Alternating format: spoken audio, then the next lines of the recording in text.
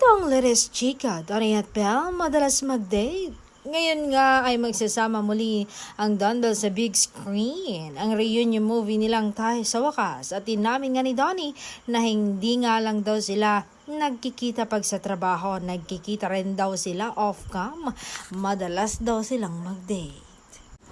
At sabi ba ni Donnie, after naming mag-solo, parang mas naging stronger yung band namin. Mas madalas na kami nagkikita and ang laki ng improvements namin sa komunikasyon. Like we are very honest with each other, say ni Donnie.